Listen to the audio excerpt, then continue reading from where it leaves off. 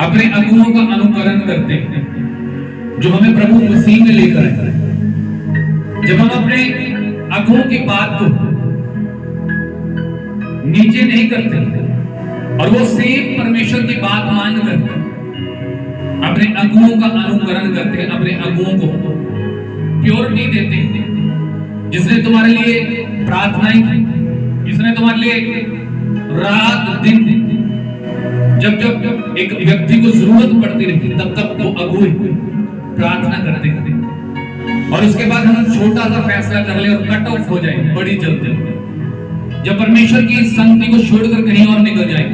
जिस व्यक्ति ने कभी आपके लिए कभी प्रार्थना नहीं की होगी, जिस व्यक्ति ने कभी आपको देखा नहीं होगा, जाना नहीं होगा, और जल्दी हम उधर जुड़ने की कोशिश करेंगे। बाइबल में लिखा है तो निरा अपराधी जिसे तो देखता है, जिसे तो देखती है, उससे तो प्रेम नहीं की। तो जिस नई जगह पे लोग जुड़कर अपने आप को सोचते हैं कि वो ब्लेस होंगे, कभी नहीं हो पाएंगे।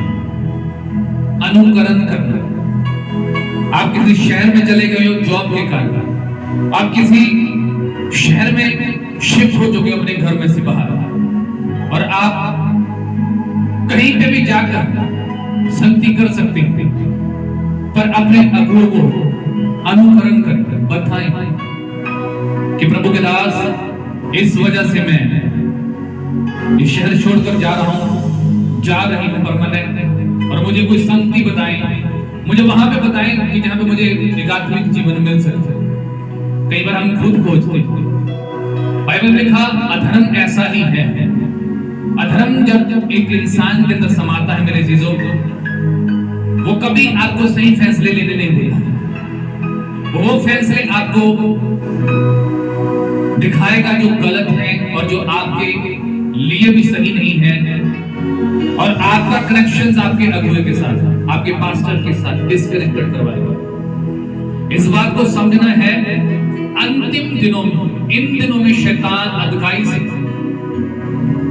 हर उस रिश्ते को तोड़ना चाहता है। कलीसिया का रिश्ता वो तोड़ना चाहता है प्रभु यीशु मसीह के साथ से। कलीसिया का रिश्ता, चर्च का रिश्ता वो जोड़ना चाहता है प्रभु परमेश्वर पिता के वचनों से, और ओबेडेंटली को वो तोड़ना चाहता है एक अगुए की अगुवाई के अधीन से। हर वो कलीसिया, हर वो चर्च जो अपने अगुए की नहीं सुनेगी, कभी सफल नहीं होगी। 2, 3, 2.5 साल, 4 साल, हो सकता है वो 5 साल भी बढ़ जाए जोर लगाकर, पर बाइबल में लिखा जिन्होंने अनुकरण नहीं किया, जिन्होंने परमेश्वर की बात को, जो वचन है, उसको लिया ही नहीं सीधी रीति से, कभी बढ़ नहीं सकते मेरे जैसे। बहुत सारे वृक्ष ऐसे होंगे जो आपने अपनी लाइफ के अंदर देखे होंगे, जब आपने लगाए होंगे तब वो बड़े होंगे, थोड़े बढ़ चुके होंगे, परंतु जब वो बढ़ चुके उसके बाद उनकी हाइट रुक जाती है, जब वो बढ़ना छोड़ देते हैं। इस कारण वो बढ़ना छोड़ देते हैं क्योंकि उनको वो इन्वायरमेंट, वो फर्टिलाइज जमीन, वो भूमि, वो मिट्टी नहीं अब मिल रही जिनके अंदर उनकी स्टार्टिंग में बढ़ोतरी हुई थी। जहां से उनकी उन्नति स्टार्ट हुई थी, उन्होंने वो मिट्टी को, उन्होंने वो रूट्स को, उन जड़ों को छोड़ दिया।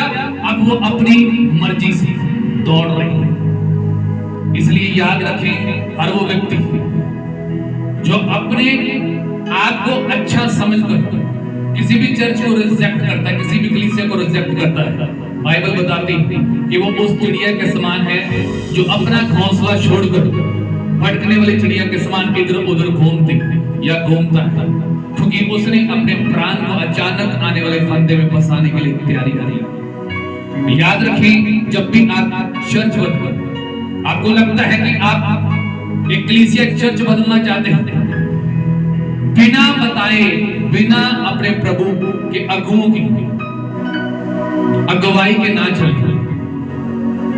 आपका अगुआ जो आपको पाप के बारे में सूचित करता है, जो प्रभु के वचन है उनके बारे में बताता है, तो जब आप या आप में से कोई भी किसी भी दूसरी कलीसिया को ज्वाइन करेगा, वो सबसे पहले अपनी प्रॉब्लम्स अपने अगुए को बताए कि आप सिटी को चेंज कर रहे हैं, शहर शिफ्ट कर रहे हैं, या किसी और जॉब के कारण आप परमानेंट शिफ्ट हो चुके हैं। क्योंकि बाइबल में ये लिखा है, सिद्धांत है बाइबल का कि अपने अगुओं का अनुकरण करो। क्योंकि अधर्म, अपराध, पाप, व्यभिचार, चोरी, ईर्ष्या, निंदा, अनाज्ञाकारिता और लुच्चपन और नाना प्रकार के ऐसे पाप हैं जो सच्चे परमेश्वर से कलीसिया को और मनुष्यों को, और प्रभु का वचन कहता है उन मनुष्यों को अलग कर रहा है शैतान, जो सिर्फ सुनते ही शैतान की है, परमेश्वर की नहीं। प्रभु ने अपने अगुए अपॉइंट किए हैं मेरे से सुन, अपने अगुओं की सुनो। वो जो आपको लोग नजर आते हैं वो आपको कुछ ही दिनों में कटते हुए भी नजर आएगा। जो प्रभु यीशु मसीह इस संसार के अंदर आए, ये बेटा प्रभु यीशु मसीह जब इस संसार के अंदर आए तो सारे चेले एकदम प्रभु यीशु मसीह को छोड़कर चले गए।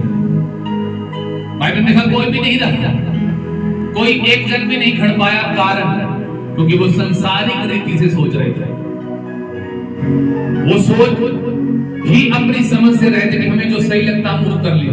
परंतु प्रभु यीशु मसीह ने कहा यदि तुम मुझ में बने रहो और मैं तुम में बना रहूं और मेरे वचन तुम में बने रहे, जो चाहो तुम मांगो वो तुम्हारे लिए